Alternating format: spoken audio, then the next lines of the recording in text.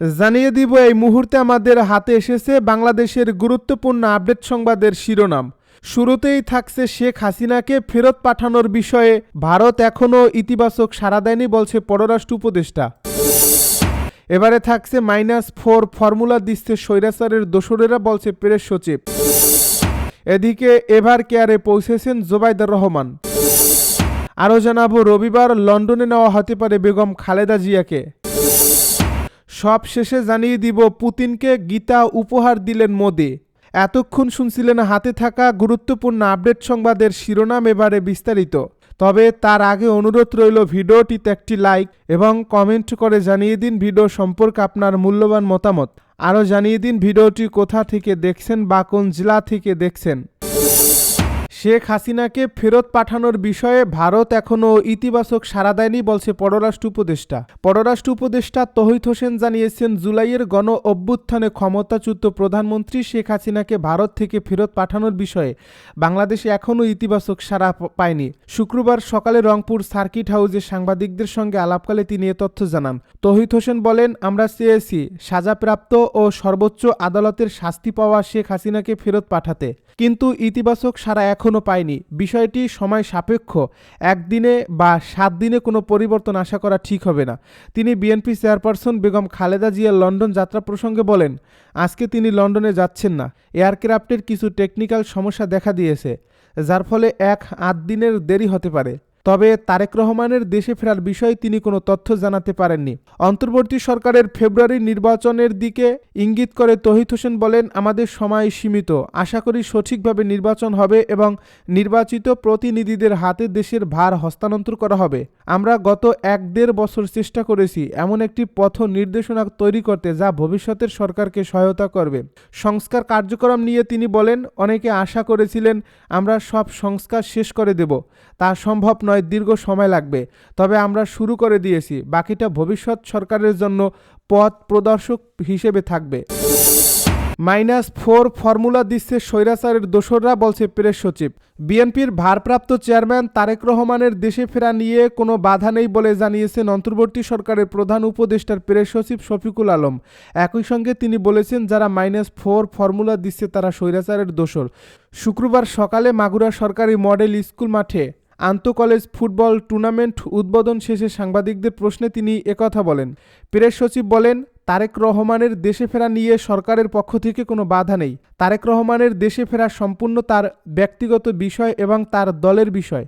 -4 formula নিয়ে রাজনৈতিক বিষয় প্রশ্নে তিনি বলেন, যারা -4 ফর্মুলার কথা বলছে তারা স্বৈরাচারের দোসরের দল থেকেই এসেছে।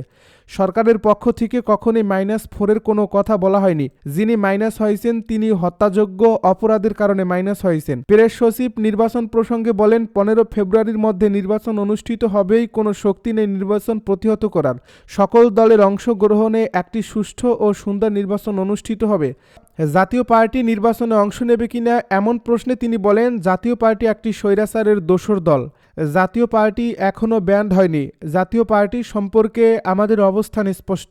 তারা নির্বাচন করতে চাইলে সেটি তাদের নিজস্ব সিদ্ধান্ত। তিনি বলেন, তবে ইতিহাস বলবে জাতীয় পার্টি স্বৈরাচারের ভয়ঙ্কর রকমের দোসর ছিল।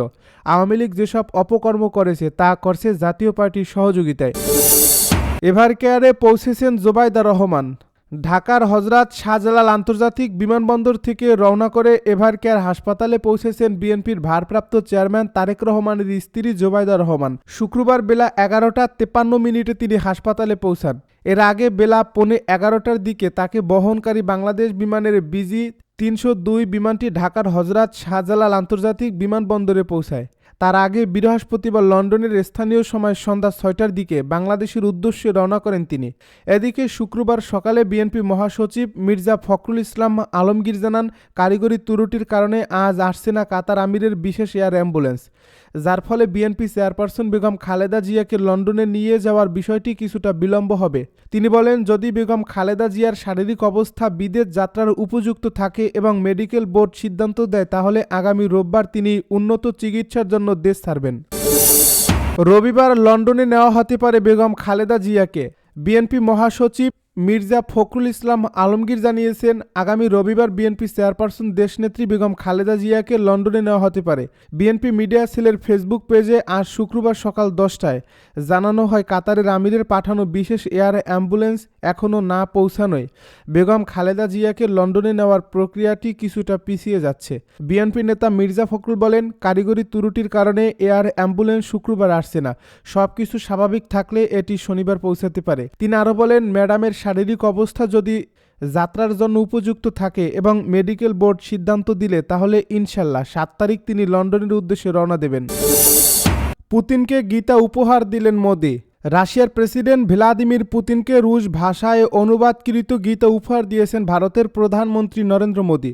বৃহস্পতিবার মাইক্রো ব্লগিং সাইট এক্সে এ নিয়ে একটি পোস্ট দেন মোদি। এতে তিনি লিখেছেন, রুশ প্রেসিডেন্ট পুতিনকে 1 কপি গীতা উপহার দিয়েছি। বিশ্বব্যাপী লাখ লাখ মানুষকে অনুপ্রেরণা দেয় গীতা। শুক্রবার এনডিটিভির এক প্রতিবেদন থেকে এই তথ্য জানা যায়। এদিকে 27 ঘন্টার এই সফরে ভারতের রাজধানী নয়াদিল্লিতে পৌঁছেছেন রাশিয়ার প্রেসিডেন্ট ভ্লাদিমির পুতিন। ইউক্রেন যুদ্ধ শুরুর পর প্রথম ভারত সফরে বৃহস্পতিবার স্থানীয় সময় সন্ধ্যা 6:35 দিল্লিতে পৌঁছেছেন তিনি। এ সময় দিল্লির ইন্দিরা গান্ধী আন্তর্জাতিক বিমানবন্দরে তাকে স্বাগত জানান ভারতের প্রধানমন্ত্রী নরেন্দ্র মোদি। সেখানে তাকে লাল গালিচা সংবর্ধনা দেওয়া হয়। এদিন সন্ধ্যায় দিল্লির পালামে ইন্দিরা গান্ধী আন্তর্জাতিক বিমানবন্দরে ভ্লাদিমির পুতিনকে স্বাগত জানিয়েছেন নরেন্দ্র মোদি। বিমান থেকে নামার সঙ্গে সঙ্গে রুশ প্রেসিডেন্টকে আবেগ আপ্লুত হয়ে জড়িয়ে ধরেন ভারতের প্রধানমন্ত্রী। সেখান থেকে একই গাড়িতে করে যাত্রা শুরুর আগে দুই নেতা করমর্দন করেন এবং পরস্পরকে জড়িয়ে ধরেন। গত বছরের জুলাইয়ে মস্কো সফরে রুশ প্রেসিডেন্ট ভ্লাদিমির পুতিন নরেন্দ্র মোদির জন্য ব্যক্তিগত নৈশভোজের আয়োজন করেছিলেন। সেই আয়োজনের প্রতিক্রিয়ায় পুতিনের জন্য দিল্লিতে ব্যক্তিগত নৈশভোজের আয়োজন করছেন মোদি। এ প্রতিবেদনে বলা হয়, শুক্রবার সকালের দিকে দুই নেতার মাঝে বৈঠক অনুষ্ঠিত হবে। এরপর রাষ্ট্রপতি ভবনে রুশ প্রেসিডেন্টকে আনুষ্ঠানিক অভ্যর্থনা জানানো হবে। পরে ভারতের সর্বোচ্চ স্তরের দ্বিপাক্ষিক আলোচনার ঐতিহ্যবাহী স্থান হায়দ্রাবাদ হাউসে দুপুরের খাবার সারবেন তিনি। তার আগে সকালে রাজঘাটে মহাত্মা গান্ধীর প্রতি শ্রদ্ধা জানানোর কথা রয়েছে পুতিনের।